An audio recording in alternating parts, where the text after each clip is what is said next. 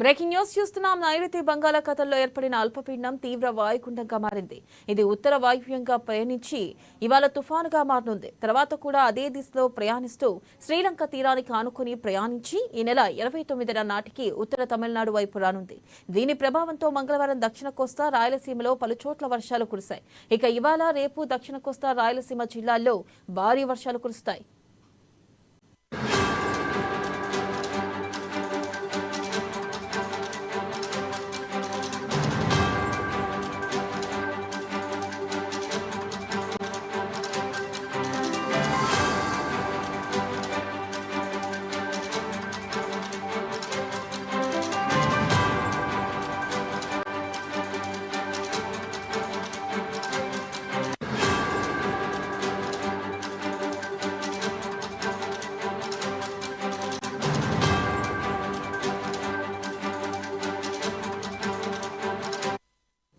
ఇక ఈ నెల 29, 30 తేదీల్లో రాయలసీమ, ఉత్తర కోస్తా, దక్షిణ కోస్తా జిల్లాల్లో భారీ నుంచి అతి భారీ వర్షాలు కురుస్తాయని విశాఖ వాతావరణ కేంద్రం తెలిపింది.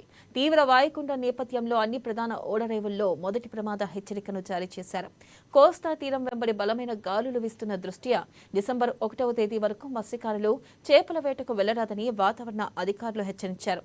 తీవ్ర వాయుగుండం మంగళవారం రాత్రి ట్రిమ్కోమలికి ఆగ్నేయంగా 310 కిలోమీటర్ల దూరంలో, నాగ్పట్నానికి దక్షిణ ఆగ్నేయంగా 710 కిలోమీటర్లు, చెన్నైకి దక్షిణ ఆగ్నేయంగా 800 కిలోమీటర్ల దూరంలో కేంద్రీకృతమై ఉంది. ఇక తుఫానుగా మారిన తర్వాత దానికి ఫెంగల్ అని పేరు పెట్టనున్నారు.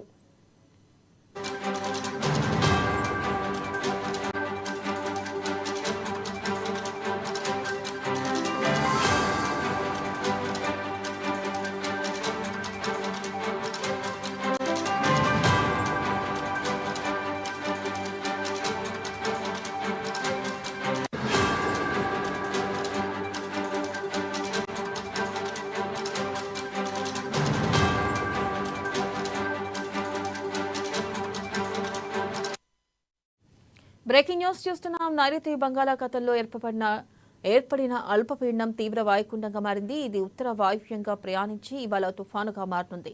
తర్వాత కూడా అదే దిశలో ప్రయాణిస్తూ శ్రీలంక తీరానికి ఆనుకుని ప్రయాణించి ఈ నెల 29న నాటికి ఉత్తర తమిళనాడు వైపు రానుంది. దీని ప్రభావంతో మంగళవారం దక్షిణ కోస్తా రాయలసీమలో పలుచోట్ల వర్షాలు కురుస్తాయి. ఇవాళ రేపు దక్షిణ కోస్తా రాయలసీమ జిల్లాల్లో భారీ వర్షాలు కురుస్తాయి.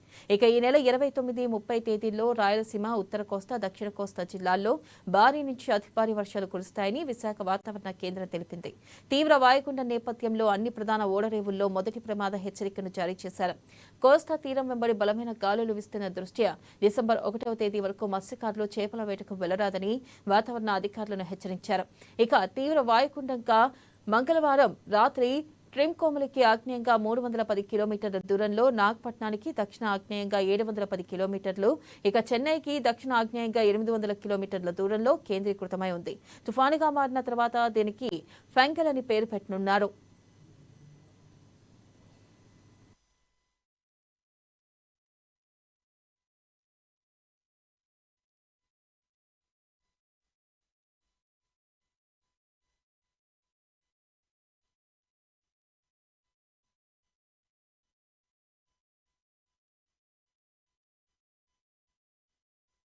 ఉత్తర వాయువ్యంగా దిశగా వెళ్తూ రేపటికి అది మరింతగా బలపడుతూ తుఫాన్గా మారే అవకాశం ఉన్నట్టుగా మనం ప్రెడిక్షన్ చేస్తున్నాం, అంటే ఫోర్కాస్ట్ ఇస్తున్నాం. బై టుమారో అంటే 27th నవంబర్కి అది తుఫాన్గా మారే అవకాశం ఉంది. అది likely to continue to move in north west direction, అంటే ఉత్తర వాయు దిశగా వెళ్తూ ఇటు శ్రీలంకని స్కర్టింగ్ చేసుకుంటూ టువర్డ్స్ తమిళనాడు కోస్ట్కి నెక్స్ట్ సబ్సిక్వెంట్ 2 డేస్లో చేరే అవకాశం ఉన్నట్టుగా మనం ఫోర్కాస్ట్ ఇస్తున్నాం. దీని ప్రభావం చేత నెక్స్ట్ కమింగ్ 5 to 6 days వరకు కూడా ఇటు దక్షిణ కోస్తాలోను ఉన్నటువంటి కొన్ని జిల్లాలు, అలాగే రాయలసీమలోని కొన్ని జిల్లాల్లోనూ, అలాగే ఈవెన్ ఉత్తరాంధ్రలో ఉన్నటువంటి కొన్ని జిల్లాలకు కూడా దీని ప్రభావం అయితే ఉండే అవకాశం ఉన్నట్టుగా అయితే మనం ఫోర్కాస్ట్ అయితే ఇస్తున్నాం. తర్వాత ఇప్పుడు ప్రస్తుతం ఈ రోజు వరకు చూసుకుంటే అయితే నెక్స్ట్ కమింగ్ 24 hours చూస్తే నెల్లూరు అండ్ తిరుపతి ఈ 2 జిల్లాలకి కూడా భారీ వర్ష సూచన అయితే ఇస్తున్నాం నెక్స్ట్ కమింగ్ 24 hours. అలాగే నెక్స్ట్ 48 అవర్స్ వరకు చూసుకుంటే కూడా హెవీ రైన్ఫాల్స్ మటుకి నెల్లూరు, ప్రకాశం, తిరుపతి, అన్నమయ్య, చిత్తూరు ఈ జిల్లాలకు అయితే 1-2 చోట్ల భారీ వర్ష సూచన.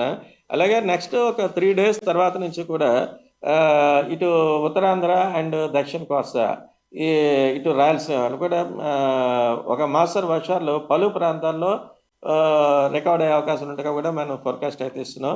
అలాగే నెక్స్ట్ డే 3లో అంటే 3 డే రేపు ఎల్లుండి కాకుండా 3 డేస్ అయితే భారీ నుంచి అతి భారీ వర్షపాతం కూడా కొన్ని జిల్లాలకు అయితే మనం ఉంటున్నట్టుగా మనం చెప్తున్నాం. ముఖ్యంగా ఢిల్లీ పర్యటనలో భాగంగా రక్షణ శాఖ మంత్రి